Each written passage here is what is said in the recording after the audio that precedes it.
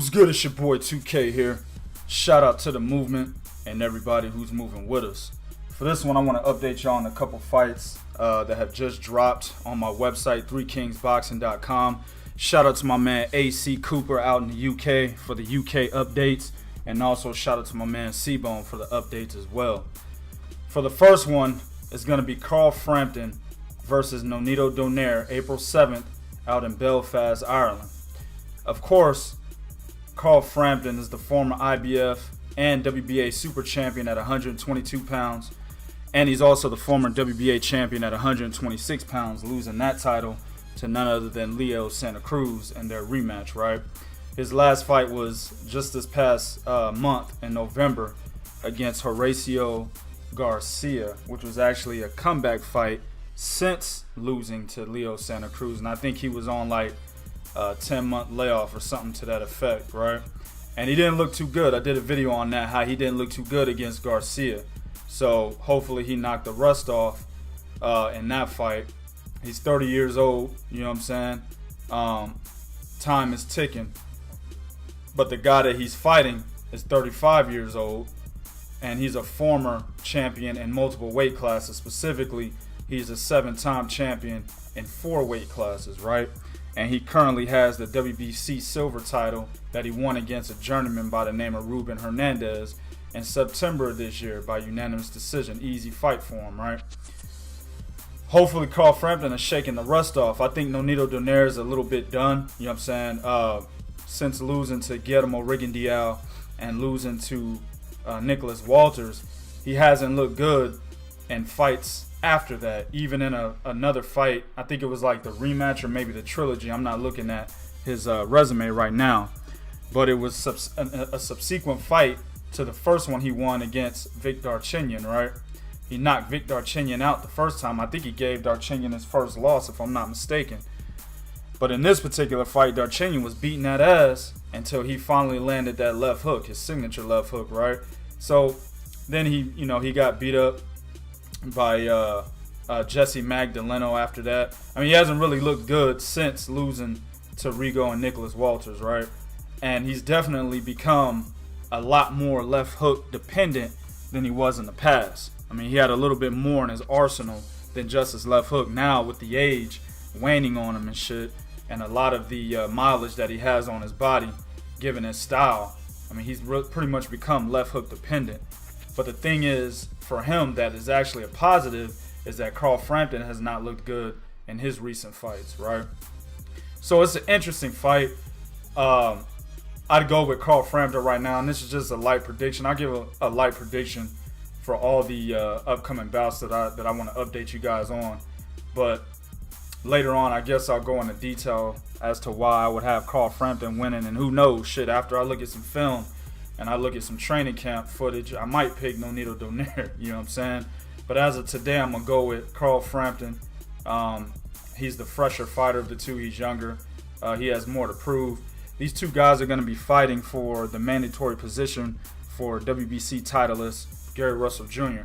Now, if Carl Frampton looks really good, if he can get back to the old Carl Frampton that was fucking up cats like Kiko Martinez, then we have an excellent fight on our hands if he beats Nonito Donaire between him and Gary Russell Jr., right? So it's an intriguing fight, man. I'm going to stay tuned into that. Hope y'all do too as well. The next one is actually a pretty good UK domestic level fight between two B-level fighters. You have Lee Selby versus Josh Warrington. Now, this will be for Lee Selby's 5th defense of his IBF title at 126 pounds, right? He last fought Eduardo Ramirez, I think, last weekend or the weekend of the worst fight of this year. You know what I'm saying? And he struggled a bit, man. And that's the thing about Lee Selby. He's a pretty decent boxer, you know what I'm saying? He's not, he knows his limitations, right? He's not a big power puncher. I think he's like 26-1 with 9 knockouts, right? He knows his limitations, so he's a pretty decent boxer from the outside. And he can actually control a fight with his jab if he wants to. But the thing about Selby that upsets me is he likes to give away his range, right? He likes to come a little bit closer to his opponent, and that allows the majority of his opponents to get opportunities against him. You know what I'm saying? And that usually happens later in fights. Another fighter that looks like this, in my opinion, is James DeGale. I think those two guys fight very similarly. You know what I'm saying? Whereas they look really good in the first half of fights, and they're controlling the distance, they're controlling the pace with their jab, and then as the second half of the fight comes into play, they start letting the opponent get a little bit closer to them, right?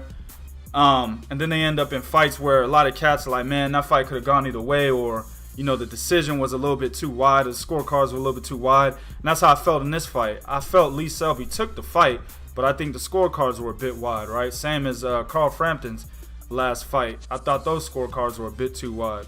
So this will be an excellent fight simply because Josh Warrington is the same kind of fighter, right? He's 3 years younger. Lee Selby's 30, Warrington's 27. But he's another guy. He's 26-0 with 6 knockouts. He's another guy that likes to use range and box from the outside, and he knows his limitations as well. I think Lee Selby's a bit smarter than Josh Warrington, but Warrington is hungry as fuck. You know what I'm saying? He's been on the UK circuit his entire career, and he's done everything that he can do on that circuit. He was the BBBFC champion, the Commonwealth champion, and the EBU titleist, right? And then on the way, he picked up the WBC international belt. So he's done everything he can at the UK domestic level. Now he's trying to get on that world stage. And of course, he's the mandatory for Lee Selby right now. And actually, this fight was supposed to happen prior, I think back in I think it was back in July or something like that, June. But some things, you know, weren't worked out yet. So they both went different directions. And the direction that Josh Warrington went was against a fighter by the name of Dennis Ceylon. And he ended up knocking him out in the 10th round, but it was the same deal. Again, second half of the fight, man, and some rounds in the first half, he was allowing Dennis Ceylon to get opportunities against him, man, because he stopped dictating the pace using his range and his jab. You know what I mean? So you virtually got two guys who, in my opinion, when you assess them in the sport as a whole, they're both B-level fighters. They're both A-level UK fighters, but in the entire sport as a whole, they're B-level fighters, right? I don't think Warrington's actually A-level. Let me take that back. I say he's like maybe B+ on the UK circuit, but he's a solid B, B-, you know what I'm saying, in boxing as a whole. But nevertheless, they're both B-level fighters, and they both fight pretty much the same, you know what I'm saying? So it's going to be a testament of whose ring IQ is better than the other fighters, and I have to go with Lee Selby. He has the more experience. Like I said, this is going to be his 5th defense of the title, and I just think he's a smarter fighter in the ring. But you never know, man. We've seen some crazy shit in the past, so tune into this fight as well. It's going to be a really good UK domestic level fight. All right, and then the last one that was dropped out in the UK is going to be former WBO 135-pound title holder Terry Flanagan will make his debut at 140 pounds against the tall, rangy, and a motherfucker from my neck of the woods, Maurice Hooker, right? Now, I've gone in on Terry Flanagan in the past. I have a video up on him where I titled it, "It's Only a Matter of Time." You know what I'm saying? And it's because Terry Flanagan, to me, is just a straight basic fighter. There's nothing special about Terry Flanagan. You know what I'm saying? Hand speed, average.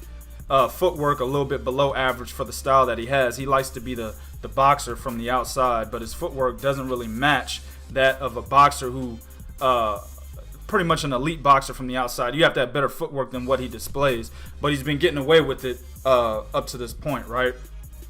Power, so. What is he? 33-0 with 13 knockouts. Not that much power. And also, I don't think he dictates range and space that well. I think Lee Selby, like I said, is a B-level fighter, but if I have to choose between those two, I think Selby's a better fighter than Terry Flanagan, right? So that tells you where I kind of rate Terry Flanagan. B-, almost C+. You know what I'm saying?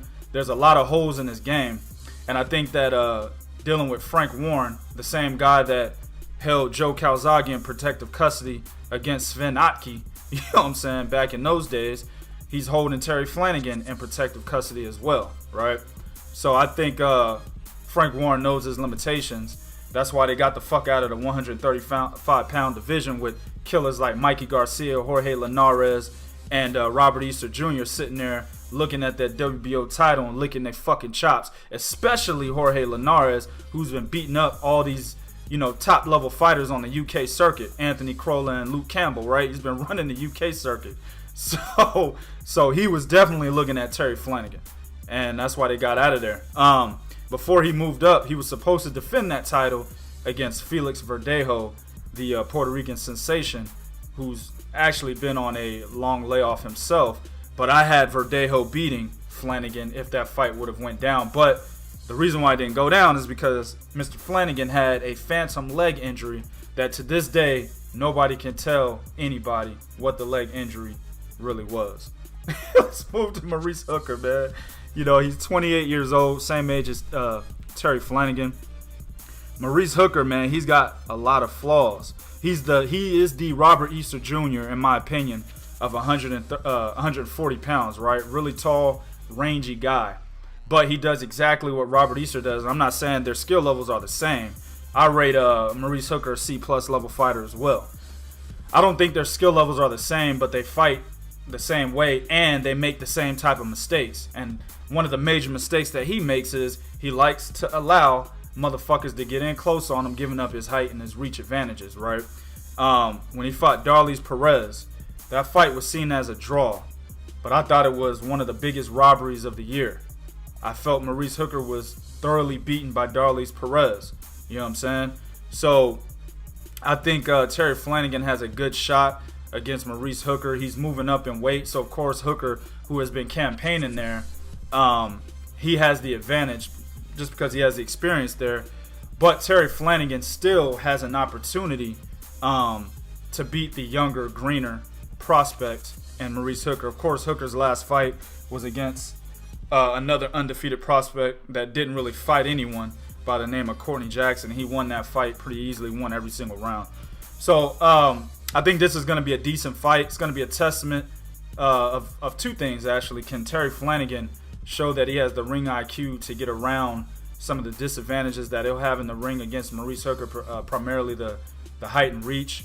I'm not sure how much taller Maurice Hooker is to Flanagan, but I'm just using the assumption that he is taller because he's, like I said, the Robert Easter Jr. of that particular weight division, and I think he has faster hands than Terry Flanagan as well. So there's some advantages that Hooker has as far as the intangibles and his skills, and we will see if the more experienced fighter in Terry Flanagan can get around those advantages, right?